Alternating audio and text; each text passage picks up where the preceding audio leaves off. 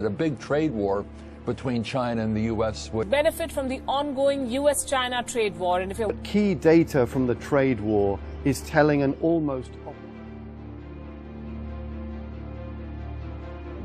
In the last few years, the term trade war has come up and has been extensively used. A trade war is a situation where countries try to damage each other's trade by creating economical blockages.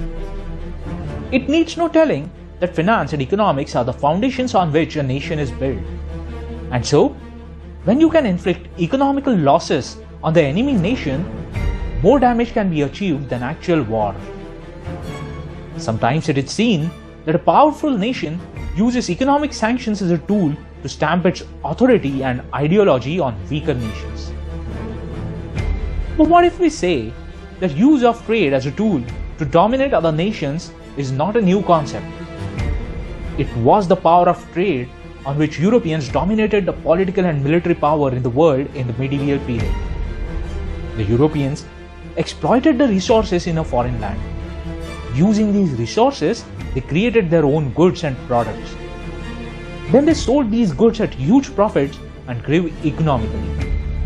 And then, slowly but surely, built their own military power in this land, which then they used to control the political power. They had conquered the world using this trade until they came up against a man who could beat them in their own game, who had the wit and the caliber to exploit the loopholes in their own systems. That man was Chhatrapati Shivaji Maharaj. Chhatrapati Shivaji Maharaj had understood it early that the Europeans and especially the Britishers are not here just for trade, but they have the ambition to rule over India one day. And hence he had set out to destroy the Britishers by any means available, be it economical or military. An incident happened in the late 1670s when Shivaji Maharaj inflicted an economic loss on the British East India Company by simply exploiting loopholes in their systems. This whole episode is recorded in English factory records on Shivaji Maharaj. There used to be regular trade between the British and the Marathas. Shivaji Maharaj procured some commodities from the British, but instead of paying in cash, the Marathas gave British a promissory note to be encashed at their office in Golconda. The Marathas received tribute from the Qutb Shah of Golconda and intended to pay British from that tribute. The British from Bombay sent a courier with the promissory note to Golconda. On reaching Golconda, the officer there informed that the only person authorized to pay this promissory note was Prahlad Niraji, and currently he is not here. He has gone to the Maratha capital, Raigad, for some work. The officer asked the courier to stay in Golconda until Prahlad Niraji returns. Now this was just a courier. He had no authority to stay, and so the courier returned to Mumbai without the money. In the 17th century, travelling from Mumbai to Golconda was not easy, and it must have taken at least a month and a half for this entire travel. After seeing the courier come empty-handed from Golconda, the head of British East India Company in Bombay, Gerard Ongier, sent Narayan Shenvi, an interpreter who worked for the company, to Raigad to collect funds. When Narayan Shenvi reached Raigad, after almost a week's travel from Mumbai, he was informed that Shivaji Maharaj was not at Raigad. Narayan Shenvi then requested to meet the Peshwa, the Prime Minister, Moropant Pingre. It took almost a month for Narayan Shenvi to get the Prime Minister's appointment. Narayan Shenvi demanded to the Peshwa that the dues be cleared, but Moropant Pingre told him that they do not have spare cash at Raigad and hence they had issued the promissory note on Golconda. But now that they didn't get the cash, Moropant Pingre offered the company that he will issue challans on the Maratha warehouses in Alibag. The farmers deposited their yields of rice, coconut and betel nut in these warehouses in form of taxes. Now Narayan Shenvi didn't have the authority to accept this proposal, so he returned to Bombay to get the authority from the company.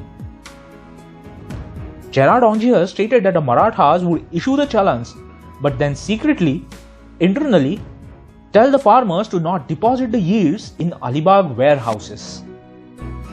He asked Narayan Shenvi to return to Raigad and meet only Shivaji Maharaj and get the dues cleared. This time, he sent Francis Bolivier with Narayan Shenvi to discuss and close the matter. The two men reached Raigad and they had to again wait for more than a month to get appointment of Shivaji Maharaj. During the meeting, the two asked Maharaj to clear the dues and close the matter, but Shivaji Maharaj told them the same story of excess cash not being available. But now he gave them another alternative.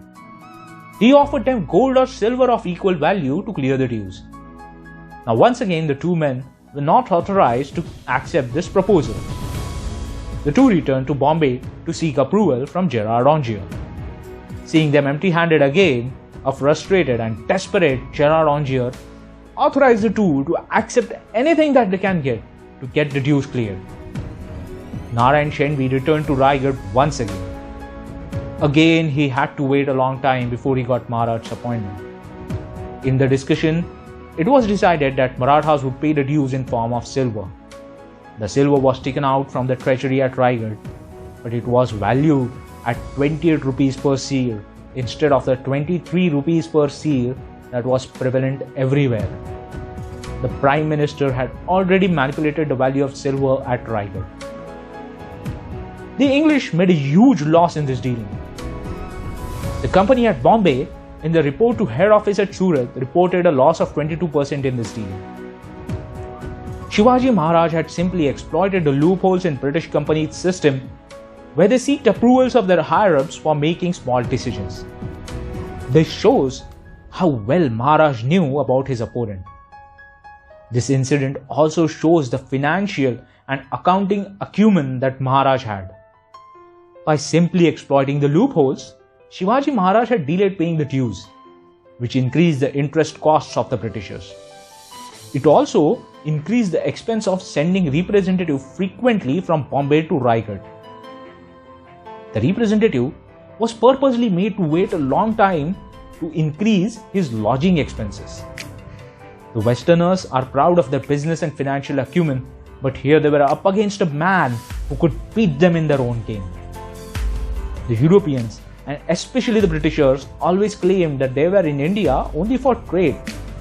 They have no interest in the politics here. But they were slowly building their military power in India. Shivaji Maharaj had realized this.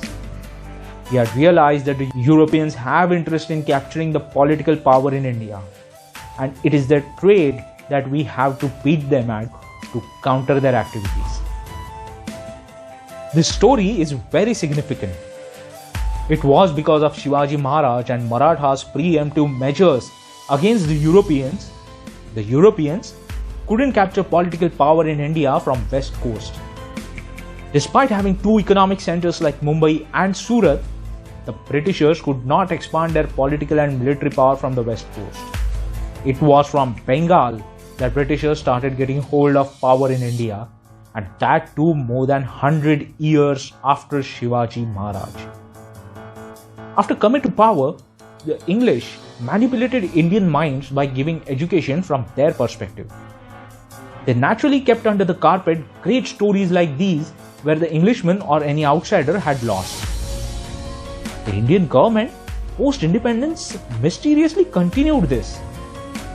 That is why we often hear people say that we were not taught a real history in our schools. You can read the English document, the English factory records on Shivaji Maharaj.